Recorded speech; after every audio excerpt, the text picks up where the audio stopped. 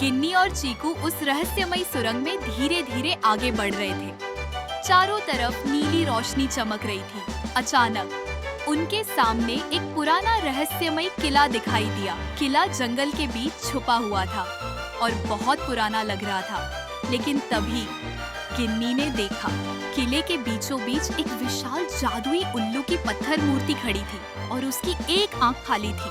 तभी गिन्नी के हाथ का नीला पत्थर तेज चमकने लगा। एक रहस्यमयी आवाज गूंजी, यही जंगल का रक्षक है।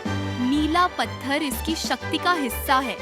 इतने में अचानक कालाबाज गुस्से में वहां पहुंच गया। वह चिल्लाया, वो पत्थर मुझे दे दो, पूरा जंगल मेरा होगा। तेज तूफान शुरू हो गया। किला हिलने लगा। जंगल अंधेरे में डूबने लगा। चीकू डर गया, लेकिन गिन्नी बहादुरी से आगे बढ़ी। उसने कहा, ये शक्ति जंगल की है, किसी के लालच की नहीं। और उसने नीला पत्थर उल्लू मूर्ति की खाली आंख में रख दिया। अचानक पूरा किला चमक उठा। जंगल फिर रोशनी से भर गया। कालाबाज की बुरी शक्ति खत्म होने लगी। फिर से रहस्यमयी आवाज गूंजी। वह आवाज इस मूर्ति से ही आ रही थी।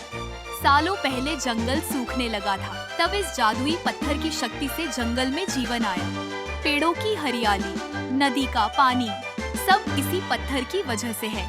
चीकू आश्चर्य से बोला, मतलब यह पत्थर जंगल की जान है? मूर्ति से फिर आवाज आई, हाँ, और अगर यह हमेशा के लिए खो जाता तो पूरा जंगल खत्म हो जाता। तुम दोनों दोस्त बहुत बहादुर हो। आज जंगल के असली रक्षक तुम हो। गिन्नी और चीकू खुश हो गए। गिन्नी बाज से बोली, अगर तुम अच्छे बन जाओ तो तुम भी जंगल के दोस्त बन सकते हो।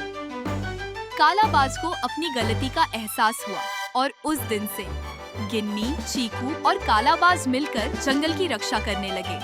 सीख, हिम्मत, दोस्ती और अच्छाई सबसे बड़ी ताकत होती है।